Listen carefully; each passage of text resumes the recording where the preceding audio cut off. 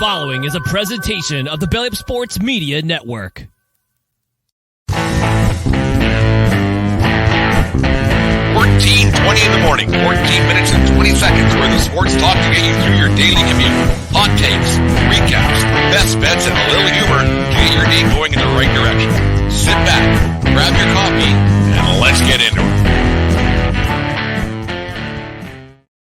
All right, 14:20 in the morning for this January the 8th, 2024. Today's show is brought to you by Righteous Felon Jerky. Use promo code BELLYUP at righteousfelon.com for the best in craft jerky. Get yourself 15% off by using promo code BELLYUP over there at Righteous Felon Jerky. Remember, we are part of the Belly Up Media Network. Go to bellyupsports.com for all their great sports articles and other great podcasts as well, all over there at bellyupsports.com. And thank you for everybody who makes us a part of their day each and every day, whether it be in podcast form over there on the website at the1420sportsbar.com or on YouTube. Make sure you subscribe to our YouTube channel today to check out all our videos and everything else we got going on over there.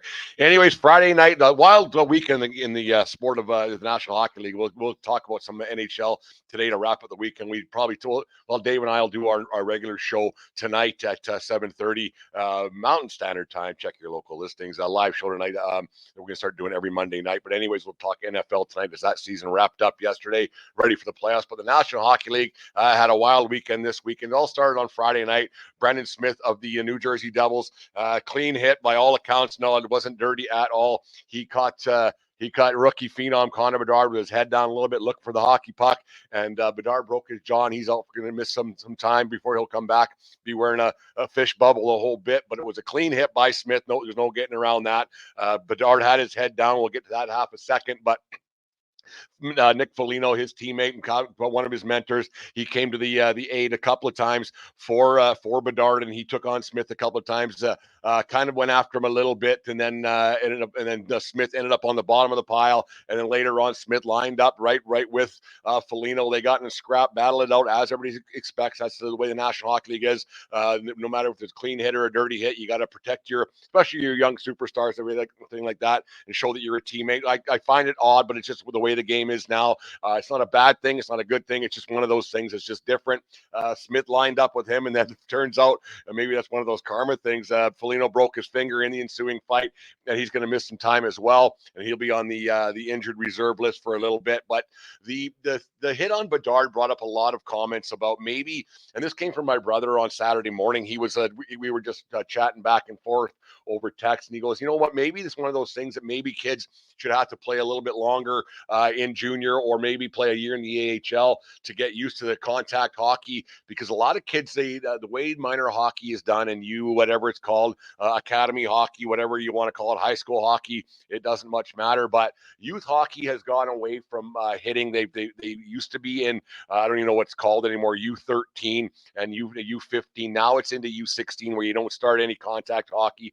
And then there's a lot of kids that if they're not playing rep hockey or travel hockey, whatever it might be, there's no contact at all. And so a lot of these kids, they don't learn how to hit. And the kid like Bedard, he probably hasn't had to worry about getting hit for quite some time. He didn't probably play I'll just go like what it used to be in my day.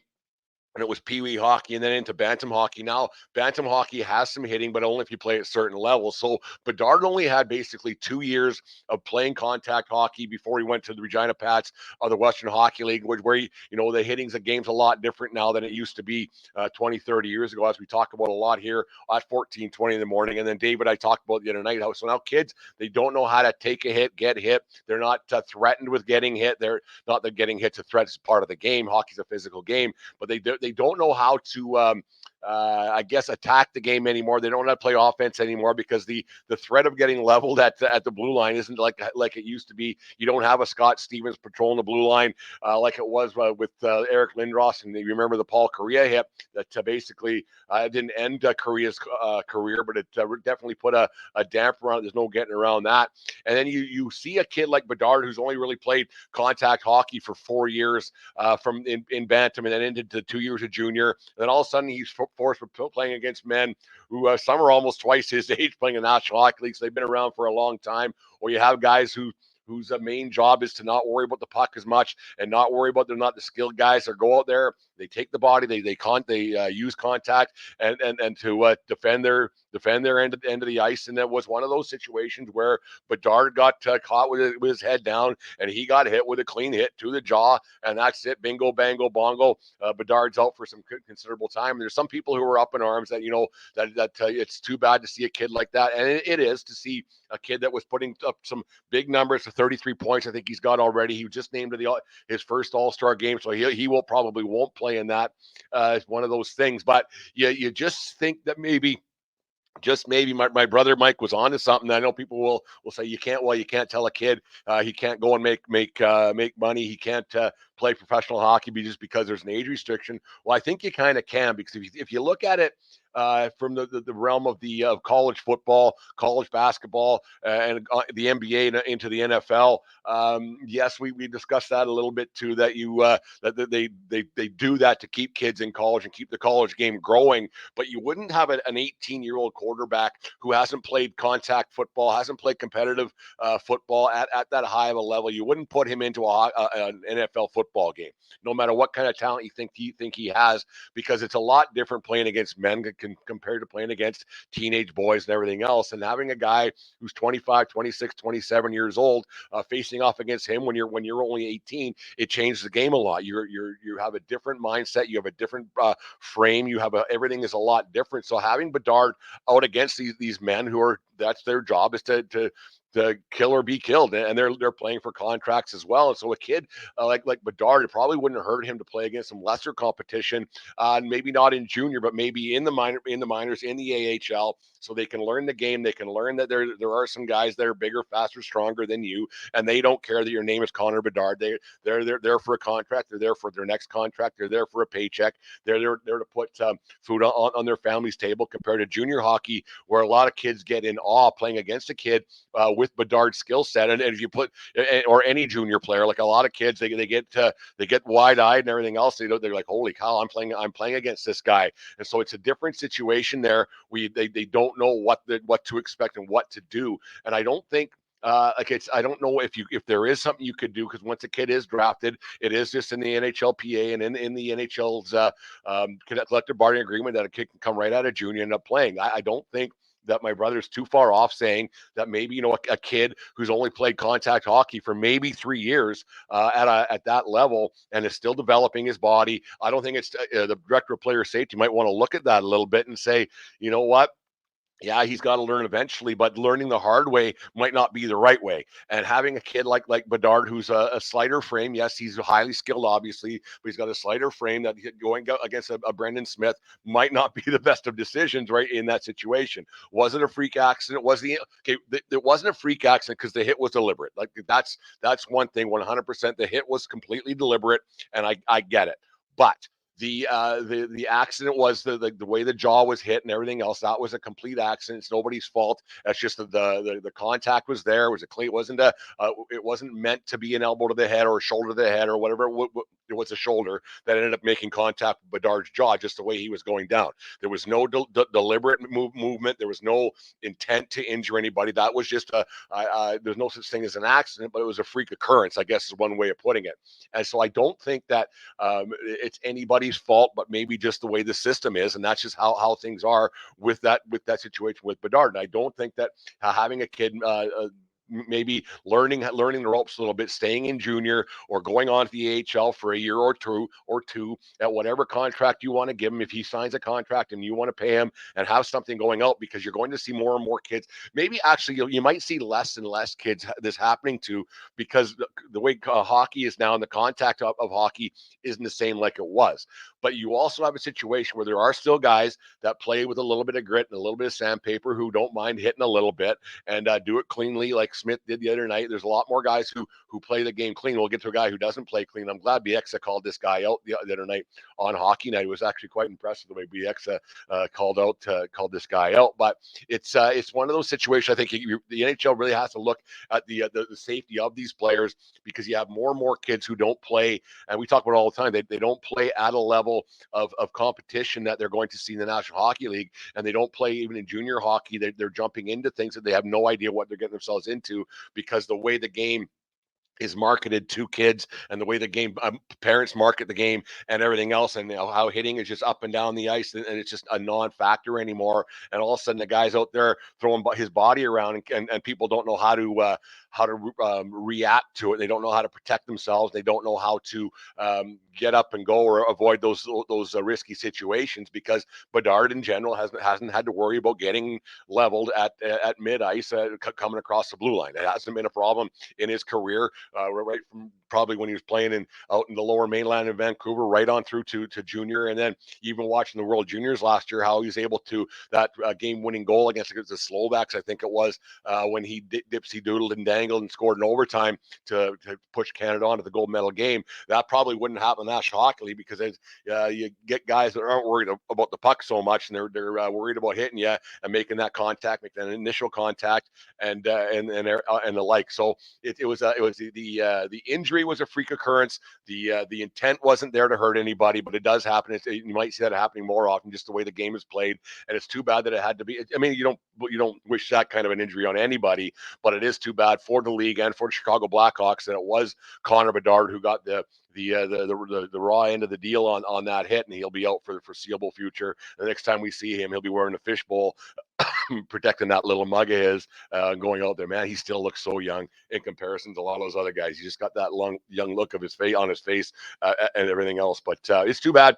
But it's not surprising. It's not surprising that Bedard got that one and the way it turned out. A guy that took the brunt of something, as well, as I alluded to earlier, Kevin Bieksa on a hockey night. He made a point of calling out Nick Cousins of the Florida Panthers, basically calling him the cheapest guy in the National Hockey League. And I got to agree, Cousins has been doing a lot of nefarious things around the ice, dirty hits. Guys are on their knees, ramming their heads into the boards, and dirty and kneeing guys, and just on and on, all kinds of stuff that people don't pay to see in the National Hockey League. And you wonder why a guy of a Cousins skill level, by all accounts, like even Bieksa said, he's a pretty good guy, he's a good team guy, but you wonder why a guy like would behave like that on the ice.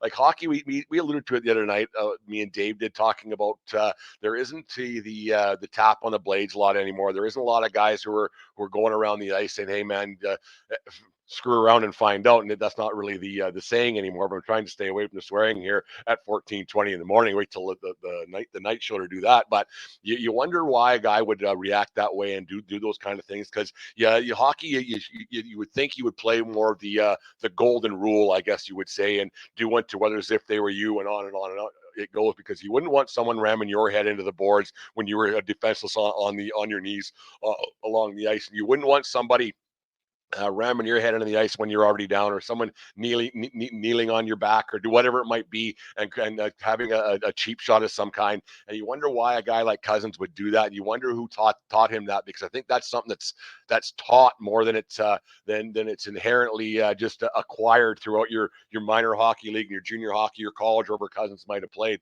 And you wonder why a guy would end up doing that, and you wonder what how that could stop. Like he talked about Rafi Torres, and Torres was a hell of a hockey player, team guy, run through a wall to win hockey games, but he got suspended. I think once was for 26 games, and then another for 41 games for half a season, because of stuff just like this. And he would take defenseless guys, and he was very dirty, and there was getting all those kind of things. It's like something would just snap in Torres' head a lot of times. Like most of the time, he would just play the game the right way, and then every once in a while, something would pop up into his head, and he would do something completely stupid.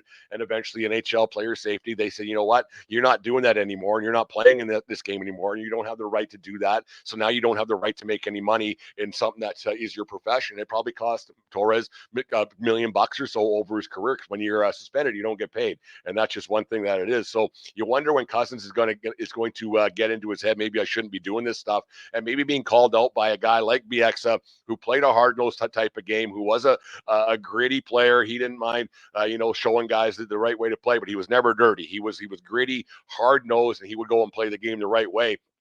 and do everything for his teammates when it came to be, and do everything he could do to win a hockey game. And for him to call out this Cousins, I think it was maybe that's the first move to get this crap out of the game. The next move might be having someone tap him on the laces, and he brought it up the other night as well. Maybe it's time to get rid of that instigator penalty, because the guys guys who hide behind the instigator penalty, that was to protect those kind of guys and the rats of the game and everything else. So and maybe it's time for somebody to step up and take one for the team a little bit and show this guy like a little bit of vigilante warfare. I don't think it's the worst thing for a guy like Cousins, because nobody goes to a game. Nobody goes to a game to see a cheap shot. Yeah, people like seeing fights, and anybody who says that they don't, they're lying. They're absolutely lying. But people like seeing big hits because it's not a natural thing. People love seeing that kind of stuff. People love seeing the fast pace of hockey. People love seeing the hard hits, the hard clean hits. They don't like seeing this kind of crap that goes on. Nobody appreciates that, even when it's not on your team. It's on or your team guy is doing that kind of stuff. Nobody likes that kind of stuff. So maybe it's time that somebody stepped up and took care of this Cousins and anybody else who acts that way, and have that vigilante, because the league's not going to take care of it, and the PA is not going to take care of it. Maybe it's time for a player to just take one for the team a little bit, and maybe there'll be a fishbowl full of money that gets this taken care of, and the guy might get a little bonus at the end of the season, a new watch or whatever it might be. I don't want to say a bounty, but you know what I'm saying. Okay, maybe some kind of a way around it, because someone's going to get hurt by what he does. There's no need for that, because there's no such thing as accidents. There is no such thing as an accident on the ice. The stuff that this guy does on a consistent basis, it's all planned. Yes, sometimes a body does turn here and there, and things do go sideways. But if it's always the same guy that's doing it, it's not an accident. And it seems like with this Cousins guy, it's always that kind of a deal. Anyways. A couple more things before we move on to birthdays, everything else. Brought to you by today's show is brought to you by Righteous Felon.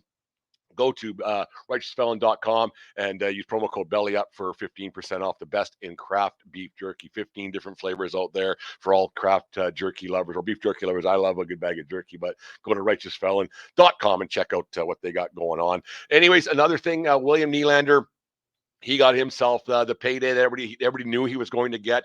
He's a ruthless negotiator, whoever him and his agent are. He did it a few years ago when he signed the 4-year deal, I think it was. Now he got an 8-year deal, $92 million, 11.5 for 8 years. It's one of those deals that's going to be front end loaded with bonuses to be paid out and on for the next couple of years for that's all to happen. It's good for him. He's a great hockey player. He's kind of the best player on the Leafs right now. He's not their Leafs best player right now. He's been playing the best for the Leafs. I still think Matthews is still the cream of the crop for that Leafs team, who's on a bit of a roll right now, and they're a good hockey team. And Martin Jones doing the job in net. A few weeks back, I was a little bit worried about what they were doing there, but Jones has been the guy, and I would just keep running with him no matter what. But Nylander got the deal he was always planning on getting. He wasn't going to waver from anywhere from that. The situation he got now is, what do you do with Mitch Marner, whose contract's up at the end of next season, and also with John Tavares? The Marner one is interesting because he's not really liked a whole bunch by the Toronto media. I think there's something to do with his dad.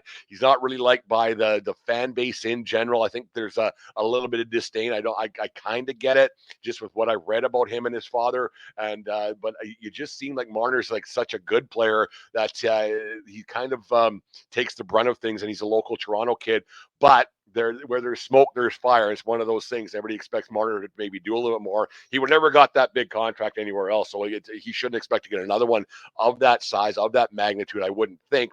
And it's, you know what, I think this playoff is going to kind of show that the Leafs might, if they don't do something this playoff by winning a couple of rounds, not just one, but they got to win a couple of rounds for Marner to get any kind of payday. I think that Tavares knows he's not getting that kind of a deal. I think he knows he's not getting another 4 or 5 year, $11 million contract. He's probably like more about a $4 or $5 million contract per year over 3 years. That'll probably be at the end of his career, and he'll stay in Toronto, so they can probably underpay him. He isn't going to go anywhere else. He signed in Toronto for a reason. He left Long Island, as you remember, and he was going to sign in Toronto. So it's another contract that didn't have to get to the heights that it did, but that's just what the Leafs do. And the Leafs have a bit of a problem here. They've hitched their wagons to these guys, Marner, Matthews, Tavares, and Nylander for such a long time. They really can't move away from these guys until maybe after next season and say, okay, well, this hasn't worked. We got to move on. And now that they've basically made Nylander, their centerpiece for a long time to come. With the size of that contract, you got to think that maybe that's just like, okay, if we don't do something this season with Marner and Tavares, it might be time to move on from them. But we'll see how that's all going to play out. They got a good hockey team there. Let's not kid ourselves. I know there's a lot of Leaf haters right across the land, and both in the United States and in Canada. But he's a really good player, and you got to think that he's going to do some damage, and he's going to be one of those guys. Nylander's he's going to be a difference maker for some time to come. And is he the centerpiece? I don't know, but he's never really done anything wrong throughout his career. Does he play a little bit? It looks like he's a little bit lazy. Yeah, but that's just who he is and his personality. Those guys from Sweden tend to do that. The only guy that played with a lot of grit from Sweden was Peter Forsberg. The rest of them kind of just they're very methodical, and they play the game hard, but they're not dirty or anything else. So it's really interesting to see how that's all going to play out for the Leafs. And lastly, but not least, if anybody would have said on the 8th day of January that they had the Winnipeg Jets to be in first overall in the National Hockey League, you got to go out and buy a lottery ticket and everything else, because you're a soothsayer, you're a prognosticator, because this time last year there was trouble in Winnipeg. And then right now, before the season started, when you had Blake Wheeler getting bought out, who's been a long-time Winnipeg Jet, and Pierre-Luc Dubois getting traded, you had to think, geez, this team's not going to be very good. And then before the season started, Scheifele and Mark Scheifele and Connor Hellebuck were rumored to be on their way out, but out of nowhere, they both got long-term deals for big dough. And all of a sudden, the Leafs, the Jets have turned around, and they're right now in first place in the National Hockey League. They got 56 points in 39 games. Winners of 6 in a row. I think 13 out of 14 they've won. It's funny that their one loss in that entire time is to the San Jose Sharks, who are absolutely atrocious. That's a bad hockey team, and they're on purpose. They're tanking a little bit, but it's one of those things. It happens throughout the league. But yeah, that Jets team is something else. Hellebuck has been playing really well for them. I thought they were going to move away from those two guys because they were both a little bit disheartened in the off season that they were been there for so long. And I think most Jets fans, because you remember their fan base, they weren't getting big crowds to their games at all, and so it's one of those things that you start winning, people start showing up. It's weird how that works, right? But Hellebuck's been great, Scheifele's been great, and that team is just playing their asses off, win a lot of hockey games, and you just wonder where it's going to go. Are they a cup contender? If Hellebuck can keep playing well, show me a good goal, show you a good coach every time, right? And they have a shot at doing some damage in the Western Conference. And how about those Calgary Flames yesterday, losing to the Bedardless Chicago Blackhawks? Those are games you have to win. Like, those are games that you look back on if you miss the playoffs and you're out by 2-3 points here or there. You're like, geez, that's a tough one. That's really tough. And then look at the Oilers winning 7 in a row again. They're flying once again. So National Hockey League's full blast here. We'll get into maybe a little more of the East Conference later on in the week. But anyways, that's it for the hockey talk for today. Thank everybody very much for listening to the podcast today. And make sure you guys go to righteousfelon.com and check out all of their great beef jerky products. And here is a little commercial that I produced. So make sure you go over and watch on YouTube, but make sure you go up to righteousfelon.com and save yourself 15% by using promo code BELLYUP at righteousfelon.com. Righteous Felon Craft Jerky is the official jerky of Belly Up Sports. For over a decade, Righteous Felon Craft Jerky has led the American meat snack revolution by concocting delicious, adventurous, U.S.-sourced jerky recipes for uncompromising carnivores across the country. With 15 different flavors to choose from, Righteous Felon has all jerky lovers covered, and by using promo code BELLYUP, you will get 15% off your purchase at righteousfelon.com. Do your taste buds a favor today and rip into a bag of Righteous Felon jerky. There it is, Righteous Felon jerky. Make sure you guys go check that out. I think it's for sale in some Costco's and stuff right in the States as well. So, but get it from righteousfelon.com and save yourself 15% on your purchase there, and they'll ship it right to your door, and you'll get something. Let's get to on this day, brought to you by SeatGeek.com. The SeatGeek app. Use promo code 1420pod at SeatGeek.com today and save yourself $20 on your first purchase over there at SeatGeek. Here it is. On this day in 2000, the Tennessee Titans defeated the Buffalo Bills 22-16 in the AFC wildcard game as Kevin Dyson scored on a lateral from the late Frank Wycheck on a play that's become known as a Music City Miracle. Dyson's touchdown came on the ensuing kickoff after Buffalo took a 16-15 lead off the foot of Bills kicker Steve Christie with 16 seconds remaining in the game. The home run throwback played as it was named in the Tennessee playbook was originally meant to be caught by kick returner Derek historic man. But as he was out with an injury, Anthony Dorsett was next up, but he was also out due to cramps. That left Dyson to be the target for Wycheck. Wycheck's pass to Dyson ended up being a 75-yard touchdown play that had to be reviewed for several minutes before replay officials had to rule that the pass was actually lateral. The call was upheld, and the Titans won the game and eventually moved on to the Super Bowl, where they lost 23-16 to the St. Louis Rams. I remember exactly where I was watching that one in a friend's house in Fort McLeod, Alberta, watching that, and I didn't think it was going to be upheld. I thought they were going to overturn that call because it was so close. Remember that Wycheck play in the Music City Miracle all those years ago. It's hard, 24 years ago. Jeez, where's time fly? Unbelievable. But it was a great play, a great moment in football history, actually. And I actually thought that was one of those things that, I know that the Rams had that greatest show on turf and everything else, but that after that play, the Music City Miracle, I thought that maybe the Tennessee Titans were going to go on, because sometimes you have those plays that the momentum takes you on, especially in the playoffs, to another win. Anyways, that's it for today's show. Thank you very much to everybody who's listened, and make sure you subscribe to our YouTube channel today. Dave and I are back at tonight to recap. Probably talk about the Montana Grizzlies loss yesterday to South Dakota State, and then we'll talk about the end of the NFL season. We'll have our 3Fs, as always, is live tonight on the Belly Up YouTube channel and our YouTube channel as well. So if you want to check that out, 7:30 Mountain Standard Time, 9:30 Eastern. And then, so that's what we got going on. And thank you very much for listening to our show today. Also, Wednesday, we have Eric Katz, writer for Belly Up Sports. We'll talk about the Yankees and their offseason and how that's going so far and everything else. I find it the Marcus Stroman rumors.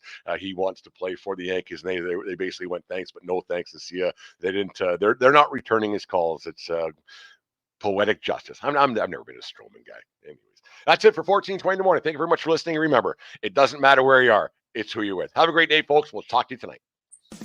You just listened to the 1420 Sports Bar Podcast. More beer with sports talk and a whole lot more. We are part of the Belly Up Media Network. Let's get into it.